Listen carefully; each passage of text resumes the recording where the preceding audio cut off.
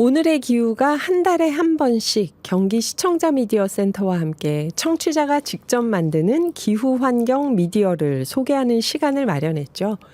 오늘은 MBC 강원 영동에서도 기후 리포터로 활동하고 계신데요.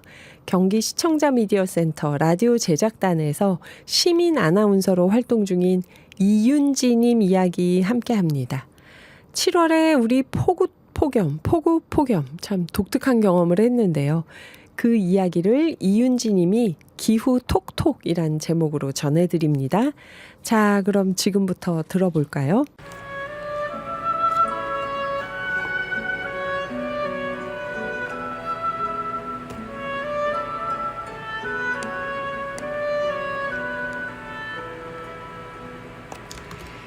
네, 안녕하세요, 여러분. 저는 경기 라디오 제작단에서 기후 이야기 전해드릴 시민 아나운서 이윤지입니다. 요즘 날씨만큼 우리 삶에 가까우면서도 큰 주제가 또 있을까요? 요즘 날씨 좀 어떠셨어요? 밖에만 나가면 또 우산이 버티지 못하고요.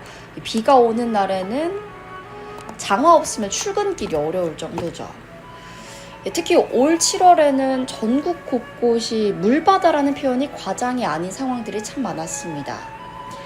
그래서 오늘은 기후변화로 더 거세지고 있는 폭우와 풍수해, 그리고 우리가 배워야 할 교훈들에 대해서 알아보겠습니다.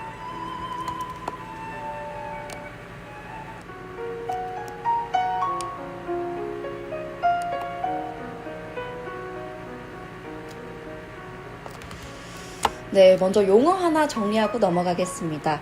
이 풍수해라는 거 잘 아시나요? 무슨 사자성어 같기도 한데, 그죠? 사실은 아주 직관적인 단어입니다. 풍수해라는 건 바람과 물로 인한 재해를 통틀어서 부르는 이름인데요. 우리나라에는 여름철에 주로 찾아오고 있죠. 여름철에는 우리나라에서 장마철이라는 게 있어서 태풍도 오기도 하고요. 집중호우가 이로 인해서 발생하고 홍수와 산사태까지도 일어날 수 있습니다.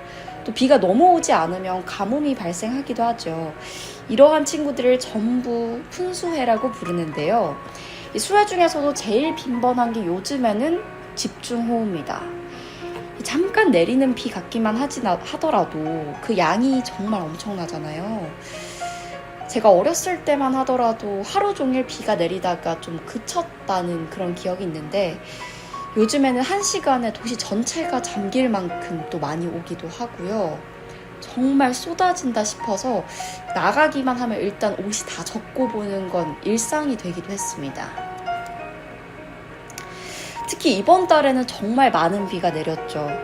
특히 7월 16일부터 19일까지 이 나흘 동안 전국 곳곳이 거의 물에 잠기는 곳들도 있었습니다.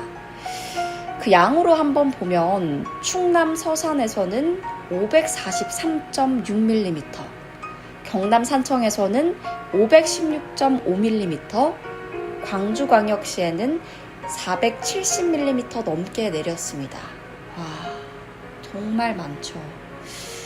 이 폭우로 인해서 사망자랑 실종자만 18명이 발생했다고 하고요. 이재민만 놀라지 마세요. 12,000명이 넘었다고 합니다. 이 철도 노선도 멈췄다고 하고요. 항공기는 무려 74편이 결항됐다고 해요. 저도 이날 사실 비가 장대같이 쏟아지던 날, 그날 철도를 탔었는데 처음으로 겪어봤습니다. 철도 노선이 중단돼서 끊기는 것들도 정말 많았고요. 제가 탄 기차에서는 무려 30분 거리를 1시간 반을 걸려서 한 50분 정도 지연이 되기도 했었습니다. 이렇게 도로와 주택, 농경지까지 2,000건 이상의 침수 피해가 발생을 했다고 하죠. 이 정도면 우리 장마철이네, 비가 좀 오네, 이 정도가 아니라 진짜 거의 자연재해입니다.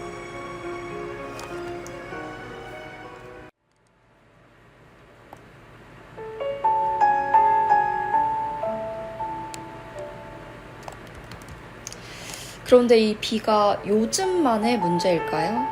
아닙니다. 사실 이전에도 계속해서 반복하고 있었던 문제인데요. 2022년 서울 동작구에서는 하루에 381.5mm, 2023년 경북 예천에서는 하루 291mm의 비가 내렸습니다. 2022년에는 제가 서울 동작구에 살 때였는데요. 그때도 비가 정말 많이 왔었다는 게 아직도 기억에 선선합니다. 그때 비가 정말 많이 와서 이수역을 지나가는 지하철이 아마 정차를 못했었어요. 그래서 친구들도 어떻게 해야 되나 내리지도 못하고 발만 동동 굴렸던 기억이 있고요. 또 친구가 그때 영상을 보내줬었는데 이수역이 정말 절반 넘게 물이 차서 이 지하철 문 게이트 있죠? 거기에 물이 막 고여 있었던 것들이 정말 눈에 선합니다. 그때 보고 정말 놀랐었고요. 또 하나 강남이 그때 또 함께 침수가 되면서 자동차 위에서 구조를 기다리시는 분들의 사진들도 SNS에 많이 돌았었죠. 또 작년 서천에서도 111.5mm가 하루 동안 시간당으로 내렸다고 합니다. 하루 만에 111.5mm가 아니라요. 한 시간에 111.5mm가 왔다고 하네요. 또 올해 얼마 전, 한 달 전에는 부산에서 122년 만에 시간당 최대 강우량을 기록했다고도 합니다. 이렇게 보면 2022년부터 거의 매년마다 이렇게 폭우의 피해가 있었다는 건데요. 근데 문제는 비가 많이 온다는 것만 문제는 아닙니다. 한 곳에 몰린다는 것도 큰 문제인 거거든요. 예전에는 넓게 고루고루 비가 좀 내렸다면 요즘에는 좁은 지역에 집중적으로 비가 내린다고 하는 거죠. 일명 국지성 집중호우 이렇게 말하기도 하는데요. 제가 찾아보니까 포항공대 연구팀이 연구를 하나 했는데 시간당 30mm 이상의 가우가 이제는 최대 3.7배까지 늘어날 수 있다라고도 연구 보고를 올렸다고 합니다. 이제 우리가 아는 예전의 장마 풍경이 아닌 거죠. 점점 변하고 있다는 건데요. 이 비 피해가 항상 또 자연만의 책임은 아니라고 합니다. 때로는 인재가 되기도 하는데요. 다들 기억하실 겁니다. 2023년에는 오송 지하차도에서 비가 많이 와서 침수가 돼서 사고가 발생했고요. 이때 지하차도에서 탈출하지 못해서 14명이 사망했습니다. 또 2022년에는 서울 반지하 주택이 침수해서 발달장애 여성을 포함한 일가족 3명이 한꺼번에 목숨을 잃기도 했습니다. 이런 사고들은 사실 단순히 비가 많이 와서만 생긴 게 아니라요. 뭔가 정보 공유가 실패되고 그러면서 교통 통제가 안 된 거죠. 그리고 배수 펌프도 잘 안 되기도 했고요. 그동안의 관리의 허점들도 다 드러난 결과였습니다. 특히 오송 참사는 지하차도로 들어간 물이 2-3분 만에 차올랐는데도 그 전부터 교통 통제가 전혀 없었다라고 하는 게 아주 큰 논란이 되면서 얼마 전까지도 계속해서 이야기가 오고 갔었던 문제이기도 했었습니다.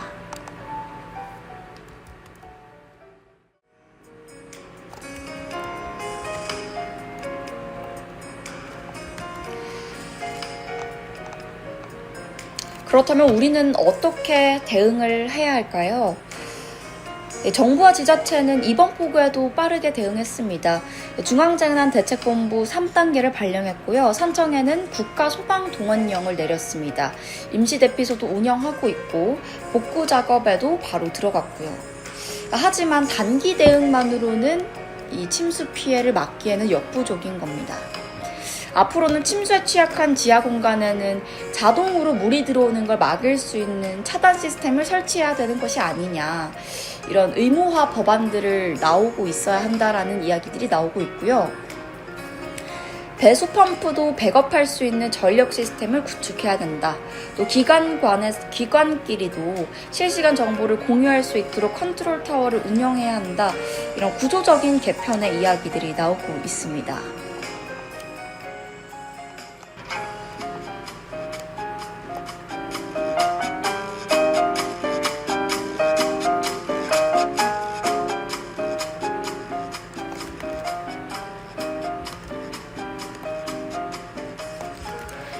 네, 이렇게 짧은 시간이지만 오늘 풍수해와 풍수의 안 속에서 요즘 가장 우리나라를 뜨겁게 달구고 있는 집풍수해죠. 집중호우에 대해서 알아봤습니다.